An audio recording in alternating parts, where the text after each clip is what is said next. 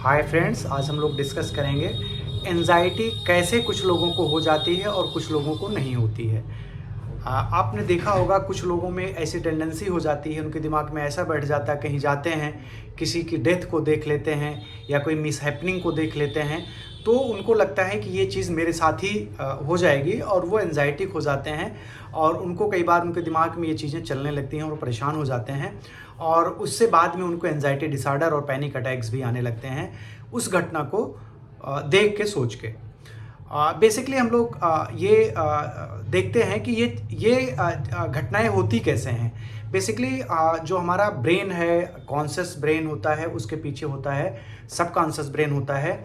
जैसे आत्मा हो गई, बुद्धि हो गया, मन हो गया और इंद्रिय हो गई। तो ये जो कॉन्शियस ब्रेन है, जब कॉन्शियस ब्रेन हमारा कमज़ोर पड़ता है और सबकॉन्शियस स्ट्रांग हो जाता है तो चीज़ें कॉन्शियस ब्रेन को बाईपास करके सबकॉन्शियस में जाके बैठ जाती हैं। जनरली होता क्या है, कोई भी चीज़ सबसे पहले कॉन्शियस ब्रेन में जाता है और कॉन्शियस ब्रेन हमेशा इंटेलेक्ट के लिए जिम्मेदार होता है। उसके अंदर जो तर्क करने की क्षमता होती है, उसके पास कैलकुलेशन की क्षमता होती है। जो सबकॉन्शियस ब्रेन है उसके पास इस टाइप की कोई व्यवस्था नहीं होती, वो बिल्कुल भोला होता है। जैसे ही कोई इन्फॉर्मेशन जाती है वो ऐसे उसको ले लेता है, वैसे वो रिएक्ट करता है। हित अनहित का उसको कोई ज्ञान नहीं होता है। जैसे आपका बुद्धि है, बुद्धि में लॉजिक होता है, तर्क होता है। बुद्धि अपने लॉजिक से, तर्क से चीज़ों को डिस्कार्ड करती है, एक्सेप्ट करती है। लेकिन मन जो होता है, मन में ऐसी कोई व्यवस्था नहीं होती। मन में कोई चीज़ जो है वो एज इट इज़ आ जाता है, चाहे सही है चाहे गलत है। वो उसके लिए कोई लॉजिक नहीं कर पाता है कि क्या चीज़ है क्या नहीं है। तो सेम चीज़ वही होती है कि ये उन लोगों के साथ घटनाएं घटती हैं जो कि जिनका कि कॉन्शियस ब्रेन जो होता है कमज़ोर पड़ जाता है और सबकॉन्शियस ब्रेन स्ट्रांग होता है। जब भी कभी वो जाते हैं, ऐसी जगहों पे जाते हैं, तो होता क्या है कि वो चीज़ें कॉन्शियस ब्रेन को बाईपास करके सबकॉन्शियस ब्रेन में चली जाती हैं और वो विजुअल्स के साथ और चीज़ों के साथ वो वैसे बैठ जाती हैं। और आपका सबकॉन्शियस चूँकि वीक है, कमज़ोर है, तो वो चीज़ों को लॉजिक पे नहीं ले जा पाता है, कैलकुलेट नहीं कर पाता है। जो इमोशंस आ रही हैं, जो थॉट्स आ रहे हैं, उसको वो रिजेक्ट नहीं कर पाता है। जो कॉन्शियस ब्रेन है उसका काम है जो अच्छे विचार नहीं है, जो नेगेशन के विचार हैं या जो चीज़ें प्रैक्टिकली पॉसिबल नहीं, उन चीज़ों को वो अपने तर्क पे ले जाकर उसको रिजेक्ट कर देता है।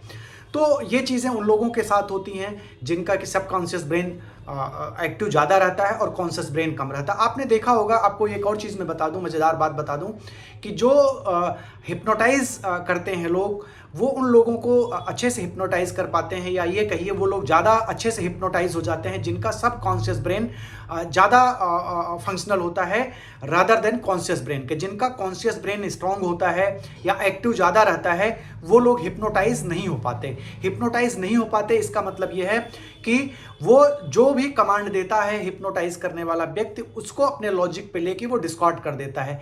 इसीलिए हमेशा आपने देखा होगा, जो भी हिप्नोटाइज आपको करता है वो आपको कहता है कि आप इस चीज़ को कहो कि हम हिप्नोटाइज हो रहे हैं, हमें ये चीज़ कुछ चीज़ नहीं दिख रही है, हमें ये सुनाई दे रही है, हम ये चीज़ करेंगे। तो आपको वो अफर्मेशंस कराता है, एक्सेप्टेंस कराता है, वो चीज़ों को आप करने लगते हैं कि नहीं ये। तो आपका जो सबकॉन्शियस ब्रेन है वो तो उसको परसीव करता ही करता है, आप अपने कॉन्शियस ब्रेन को भी उसी स्टेट में ले जाते हैं। तो होता क्या है, कॉन्शियस ब्रेन को वो न्यूट्रलाइज कर देता है, या तो एक्सेप्टेंस की मोड में ले जाता है, या तो उसको कहीं उलझा देता है, किसी दूसरी बातों में उलझा देता है और अपने विचार को आपके सबकॉन्शियस ब्रेन में ले जाके फिट कर देता है। तो ये वही चीज़ें हो गई कि आप कहीं ना कहीं अपने दैनिक कार्यों में भी हिप्नोटाइज होते रहते हैं और कुछ चीज़ें आपके दिमाग में बैठ जाती हैं और वो चीज़ें आपको बाद में, अगर अच्छी चीज़ है तो अच्छी काम के लिए, बुरी चीज़ है तो बुरे चीज़ों के लिए आपको उसको हमेशा थॉट्स देता रहता है। तो वो ये इस टाइप के जो विजुअलाइजेशंस हैं या जो सीनरी है, जो वहाँ की क्राई है, जो वहाँ की वेदनाएँ हैं, जो वहाँ की चीज़ें हैं, जो आपने देखा है, वो आपके दिमाग में वो बैठ गया सबकॉन्शियस में और वो आपको परेशान करता रहता है।